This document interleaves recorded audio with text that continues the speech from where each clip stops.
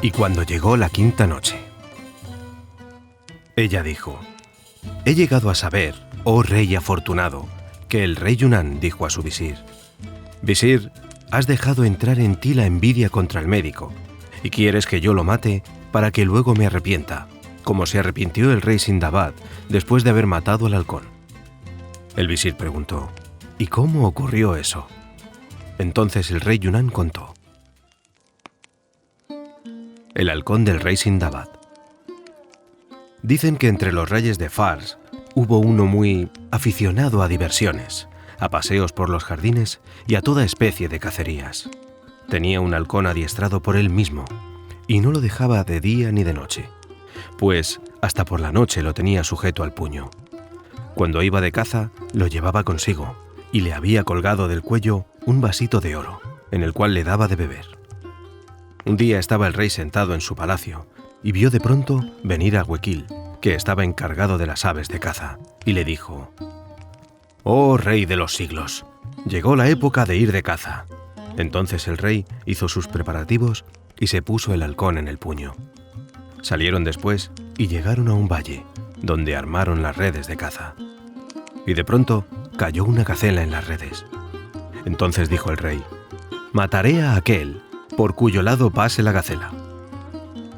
Empezaron a estrechar la red en torno a la gacela, que se aproximó al rey y se enderezó sobre las patas como si quisiera besar la tierra delante de él.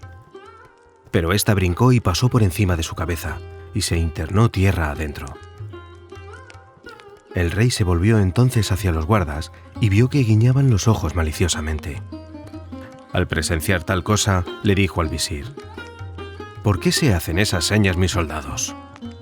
Y el visir contestó: «Dicen que has jurado matar a aquel por cuya proximidad pasase la gacela.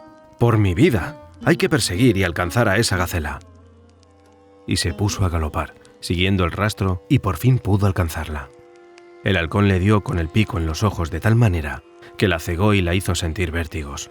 Entonces el rey empuñó su maza, golpeando con ella a la gacela hasta hacerla caer desplomada.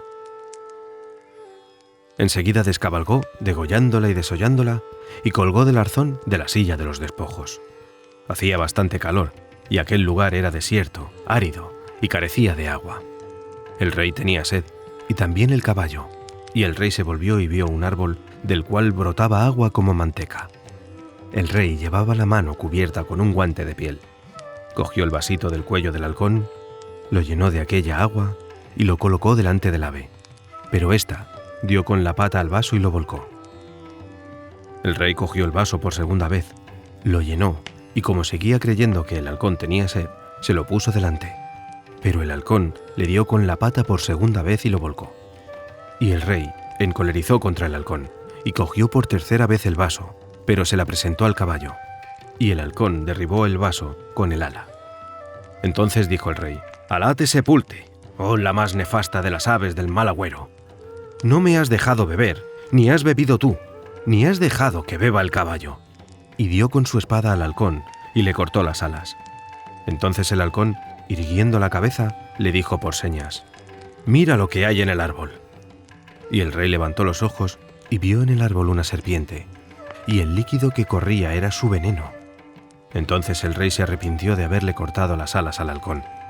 Después se levantó, montó a caballo, se fue llevándose la gacela y llegó a su palacio. Le dio la gacela al cocinero y le dijo: «Tómala y guísala». Luego se sentó en su trono sin soltar el halcón, pero el halcón, tras una especie de estertor, finalmente murió. El rey, al ver esto, prorrumpió en gritos de dolor y de amargura por haber matado al halcón que le había salvado de la muerte. Tal es la historia del rey Sindabad. Cuando el visir hubo oído el relato del rey Yunnan, le dijo: «Oh gran rey lleno de dignidad, ¿qué daño he hecho yo cuyos funestos efectos hayas tú podido ver? Obro así por compasión hacia tu persona, y ya verás cómo digo la verdad.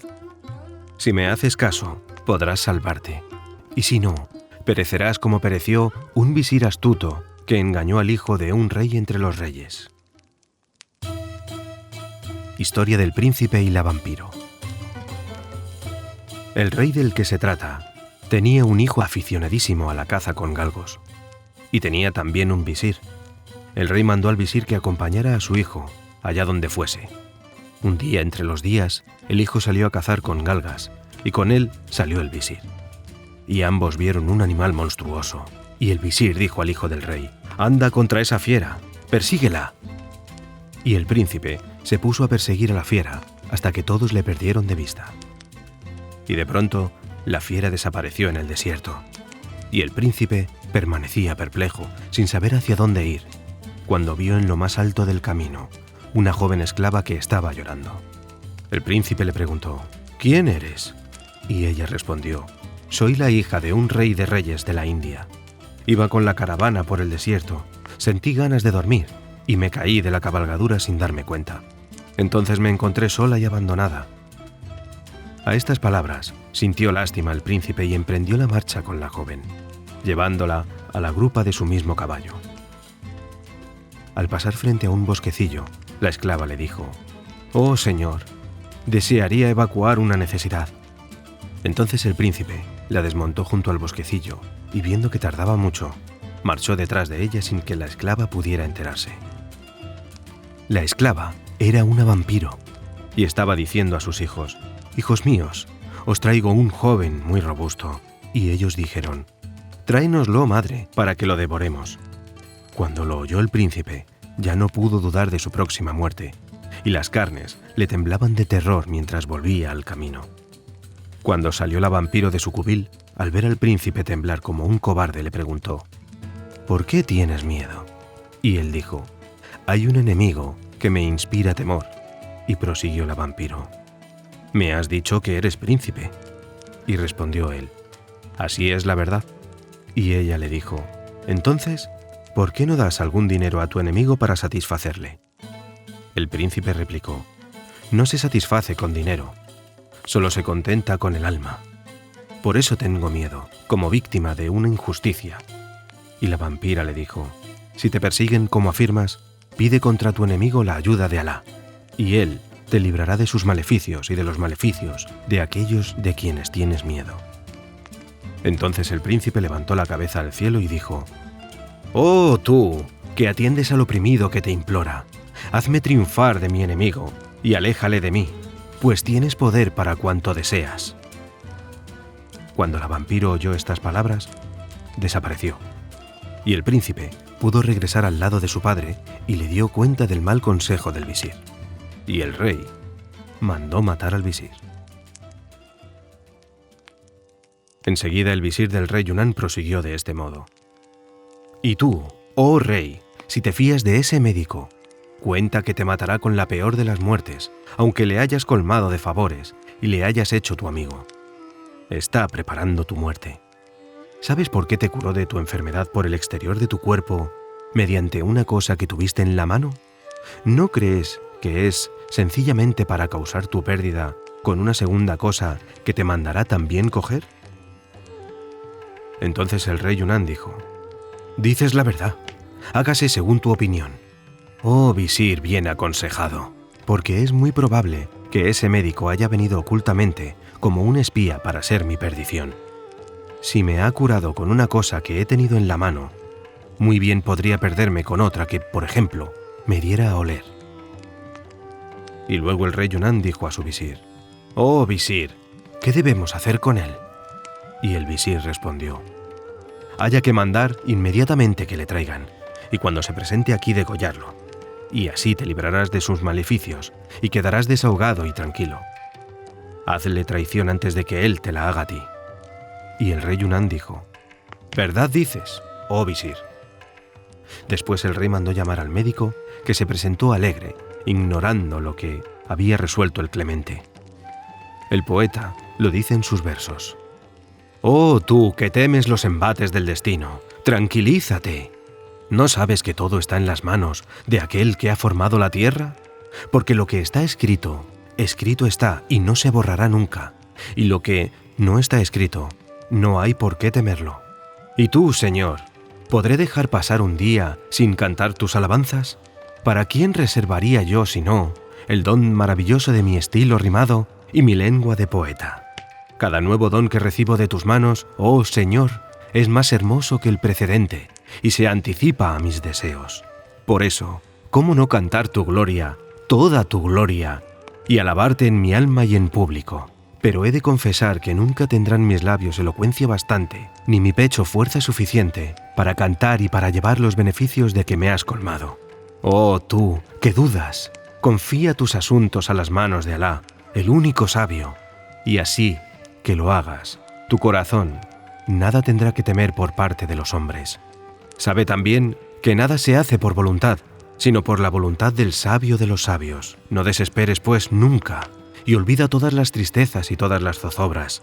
¿No sabes que las zozobras destruyen el corazón más firme y más fuerte? Abandónaselo todo. Nuestros proyectos no son más que proyectos de esclavos impotentes ante el único ordenador.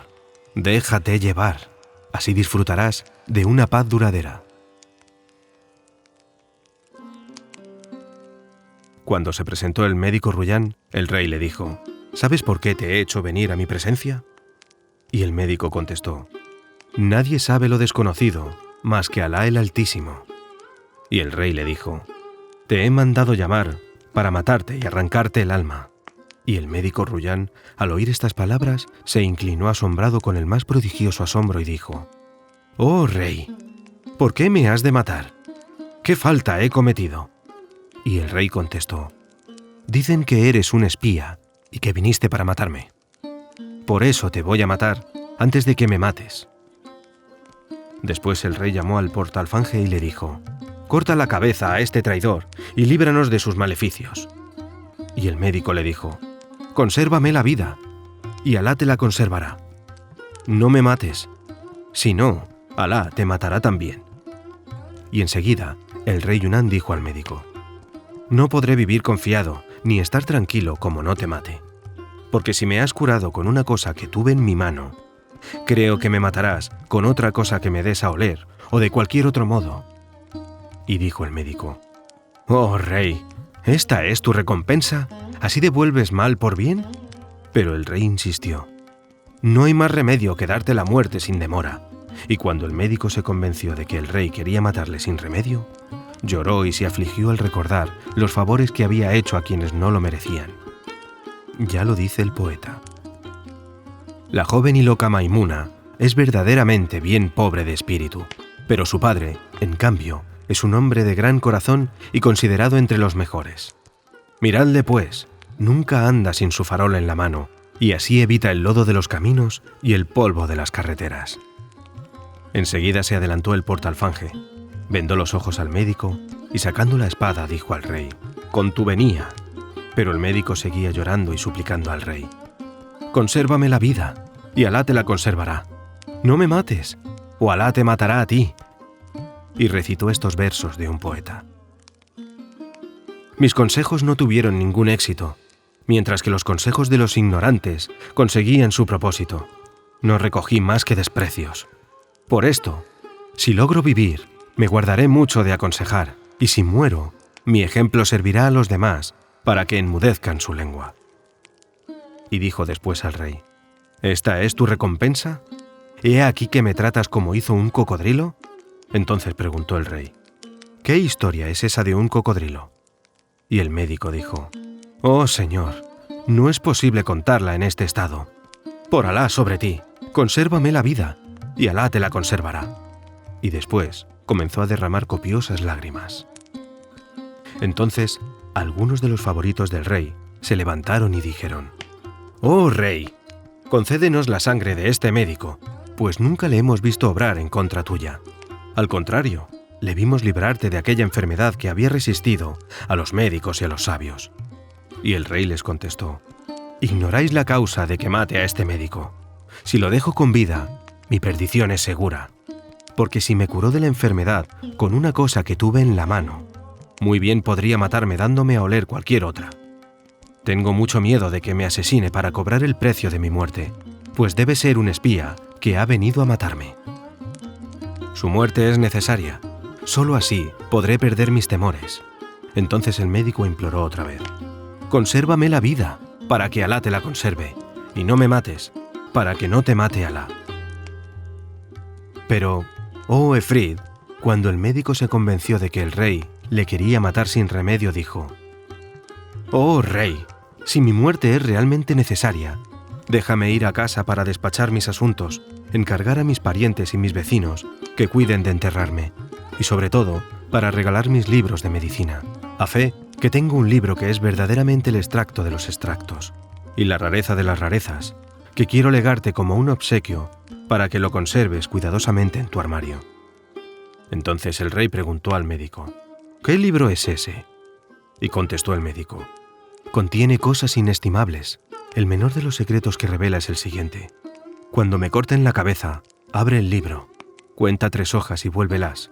Lee enseguida 3 renglones de la página de la izquierda, y entonces la cabeza cortada te hablará y contestará a todas las preguntas que le dirijas». Al oír estas palabras, el rey se asombró hasta el límite del asombro, y estremeciéndose de alegría y de emoción dijo: «¡Oh, médico! ¿Hasta cortándote la cabeza hablarás?». Y el médico respondió: «Sí, en verdad, oh rey, es efectivamente una cosa prodigiosa».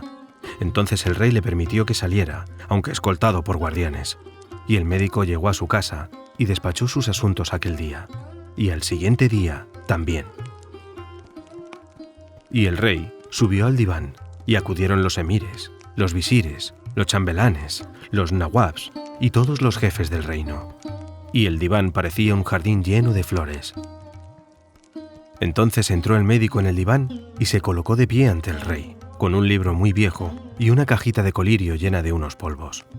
Después se sentó y dijo: «Que me traigan una bandeja». Le llevaran una bandeja y vertió los polvos y los extendió por la superficie. Y dijo entonces: «Oh rey, coge ese libro, pero no lo abras antes de cortarme la cabeza. Cuando la hayas cortado, colócala en la bandeja y manda que la aprieten bien contra los polvos para restañar la sangre. Después abrirás el libro». Pero el rey, lleno de impaciencia, no le escuchaba ya. Cogió el libro y lo abrió, encontrando las hojas pegadas unas a otras. Entonces, metiendo su dedo en la boca, lo mojó con su saliva y logró despegar la primera hoja. Lo mismo tuvo que hacer con la segunda y la tercera hoja, y cada vez que se abrían las hojas con más dificultad, de este modo, abrió el rey 6 hojas y trató de leerlas. Pero no pudo encontrar ninguna clase de escritura, y el rey dijo: «Oh médico, no hay nada escrito». Y el médico respondió: «Sigue volviendo las hojas del mismo modo». Y el rey siguió volviendo más hojas. Pero apenas habían pasado algunos instantes, circuló el veneno por el organismo del rey en el momento y en la misma hora, pues el libro estaba envenenado. Y entonces sufrió el rey horribles convulsiones y exclamó: «¡El veneno circula!». Y después, el médico Ruyán comenzó a improvisar versos, diciendo: «Esos jueces han juzgado, pero excediéndose en sus derechos y contra toda justicia. Y sin embargo, oh Señor, la justicia existe. A su vez fueron juzgados. Si hubieran sido íntegros y buenas, se les habría perdonado. Pero oprimieron, y la suerte les ha oprimido y les ha abrumado con las peores tribulaciones. Ahora son motivo de burla y de piedad para el transeúnte. Esa es la ley. Esto a cambio de aquello. Y el destino se ha cumplido con toda lógica». Cuando Ruyán el médico acabara su recitado, cayó muerto el rey. Sabe ahora, oh Efrid, que si el rey Yunnan hubiera conservado al médico Ruyán, Alá, a su vez, le habría conservado. Pero al negarse, decidió su propia muerte. Y si tú, oh Efrid, hubieses querido conservarme, Alá te habría conservado. En este momento de su narración, Sarazad vio aparecer la mañana y se calló discretamente. Y su hermana Duniazad le dijo: «Qué deliciosas son tus palabras». Y Sarazad contestó: «Nada de eso comparado con lo que os contaré la noche próxima, si todavía el rey tiene a bien conservarme». Y pasaron aquella noche en la dicha y completa en la felicidad hasta por la mañana. Después el rey se dirigió al diván. Cuando terminó el diván, volvió a su palacio y se reunió con los suyos. Y cuando llegó la 6ª noche, Sarazad dijo: «He llegado a saber, oh rey afortunado, que cuando el pescador dijo al efrit: si me hubieras conservado, yo te habría conservado, pero no has querido más que mi muerte, y te haré morir prisionero en este jarrón, y te arrojaré a ese mar». Entonces el efrit clamó y dijo: «Por Alá sobre ti, oh pescador, no lo hagas, y consérvame generosamente, sin reconvenirme por mi acción. Pues si yo fui criminal, tú debes ser benéfico». Y los proverbios conocidos dicen: «Oh tú que haces bien a quien hizo mal, perdona sin restricciones el crimen del malhechor. Y tú, oh pescador, no hagas conmigo lo que hizo Umama con Ática». El pescador dijo: «¿Y qué caso fue ese?». Y respondió el efrit: «No es ocasión para contarlo estando encarcelado. Cuando tú me dejes salir, yo te contaré ese caso». Pero el pescador dijo: «Oh, eso nunca. Es absolutamente necesario que yo te eche al mar, sin que tengas medio de salir. Cuando yo supliqué y te imploraba, tú deseabas mi muerte, sin que hubiera cometido ninguna falta contra ti, ni bajeza alguna, sino únicamente favorecerte, sacándote de ese calabozo. He comprendido, por tu conducta conmigo, que eres de mala raza, pero has de saber que voy a echarte al mar y enteraré de lo ocurrido a todos los que intenten sacarte, y entonces permanecerás en ese mar hasta el fin de los tiempos para disfrutar todos los suplicios». El efrit le contestó: «Suéltame, que ya ha llegado el momento de contarte la historia. Además, te prometo no hacerte jamás ningún daño, y te seré muy útil en tu asunto, que te enriquecerá para siempre». Entonces el pescador se fijó bien en esta promesa de que, si libertaba al efrit, no solo no le haría jamás ningún daño, sino que le favorecería en un buen negocio. Y cuando se aseguró firmemente de su fe y de su promesa, y le tomó juramento con el nombre de Alá Todopoderoso, el pescador abrió el jarrón. Entonces el humo empezó a subir hasta que salió completamente y se convirtió en un efrit, cuyo rostro era espantosamente horrible. El efrit dio un puntapié al jarrón y lo tiró al mar. Cuando el pescador vio que el jarrón iba camino del mar, dio por segura su propia perdición y dijo: «Verdaderamente no es esto una buena señal». Después intentó tranquilizarse y dijo: «Oh efrit, Alá Todopoderoso ha dicho: hay que cumplir los juramentos, porque se os exigirá cuenta de ellos. Y tú prometiste y juraste que no me harías traición, y si me la hicieses, Alá te castigará, porque es celoso, es paciente y no olvida. Y yo te digo lo que el médico Ruyán al rey Yunán: consérvame y Alá te conservará». Al oír estas palabras, el efrit rompió a reír, y echando a andar delante de él dijo: «Oh pescador, sígueme». Y el pescador echó a andar detrás de él, aunque sin mucha confianza en su salvación. Y así salieron completamente de la ciudad y se perdieron de vista. Subieron a una montaña y bajaron a una vasta llanura, en medio de la cual había un lago. Entonces el efrit se detuvo y mandó al pescador que echara la red y pescase. Y el pescador miró a través del agua y vio peces blancos y peces rojos, azules y amarillos. Al verlos, se maravilló el pescador. Después echó su red y cuando la hubo sacado, encontró en ella 4 peces, cada uno de un color distinto. Y se alegró mucho, y el efrit le dijo: «Ve con esos peces al palacio del sultán, ofréceselos y te dará con qué enriquecerte.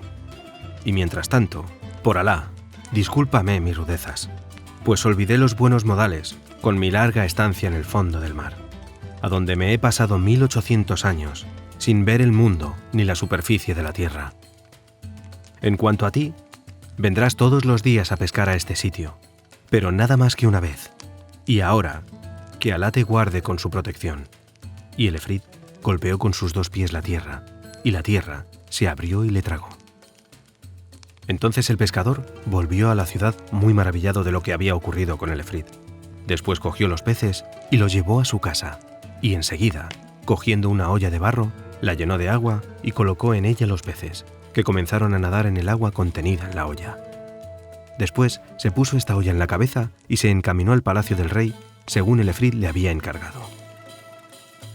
Cuando el pescador se presentó al rey y le ofreció los peces, el rey se asombró hasta el límite del asombro al ver a aquellos peces que le ofrecía el pescador, porque nunca los había visto en su vida, ni de aquella especie, ni de aquella calidad, y dispuso: «Que entreguen esos peces a nuestra cocinera negra», porque esta esclava se la había regalado hacía 3 días solamente el rey de los Rum, y aún no había tenido ocasión de lucirse en su arte de la cocina.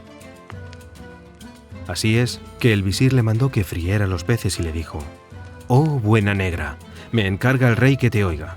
Si te guardo como un tesoro, oh gota de mis ojos, es porque te reservo para el día del ataque.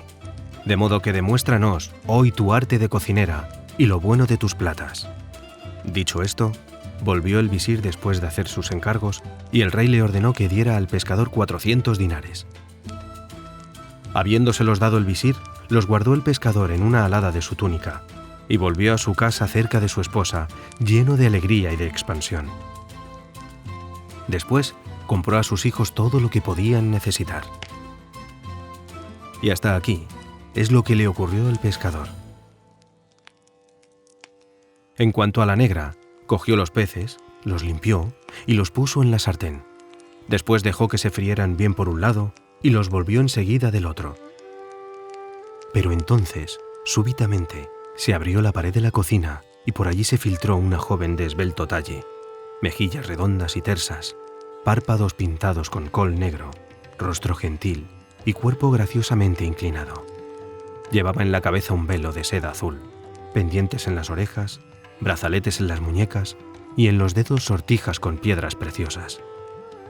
Tenía en la mano una varita de bambú. Se acercó y metiendo la varita en la sartén dijo: «Oh peces, ¿seguís sosteniendo vuestra promesa?». Al ver aquello la esclava se desmayó y la joven repitió su pregunta por segunda y tercera vez. Entonces todos los peces levantaron la cabeza desde el fondo de la sartén y dijeron: «Oh, sí», y entonaron a coro la siguiente estrofa: «Si tú vuelves sobre tus pasos, nosotros te imitaremos. Si tú cumples tu promesa, nosotros cumpliremos la nuestra. Pero si quisieras escaparte, no hemos de cejar hasta que te declares vencida». Al oír estas palabras, la joven derribó la sartén y salió por el mismo sitio por donde había entrado, y el muro de la cocina se cerró de nuevo. Cuando la esclava volvió de su desmayo, vio que se habían quemado los 4 peces y estaban negras como el carbón, y comenzó a decir: «¡Pobres pescados!». Y mientras seguía lamentándose, he aquí que se presentó el visir, asomándose por detrás de su cabeza y le dijo: «Llévale los pescados al sultán». Y la esclava se echó a llorar, y le contó al visir la historia de lo que había ocurrido, y el visir se quedó muy maravillado y dijo: «Eso es verdaderamente una historia muy rara», y mandó buscar al pescador. Y en cuanto se presentó el pescador le dijo: «Es absolutamente indispensable que vuelvas con 4 peces como los que trajiste la primera vez». Y el pescador se dirigió hacia el lago, echó su red y la sacó conteniendo 4 peces, que cogió y llevó al visir. Y el visir fue a entregárselos a la negra, y le dijo: «Levántate, vas a freírlos en mi presencia, para que yo vea qué asunto es este». Y la negra se levantó, preparó los peces y los puso al fuego en la sartén. Y apenas habían pasado unos minutos, hete aquí que se hendió la pared y apareció la joven vestida, siempre con las mismas vestiduras y llevando siempre la varita en la mano. Metió la varita en la sartén y dijo: «Oh peces, ¿seguís cumpliendo vuestra antigua promesa?». Y los peces levantaron la cabeza y cantaron a coro esta estancia: «Si tú vuelves sobre tus pasos, nosotros te imitaremos. Si tú cumples tu juramento, nosotros cumpliremos el nuestro. Pero si reniegas de tus compromisos, gritaremos de tal modo que nos resarciremos». En este momento de su narración, Sarazad vio aparecer la mañana y una vez más cayó discretamente.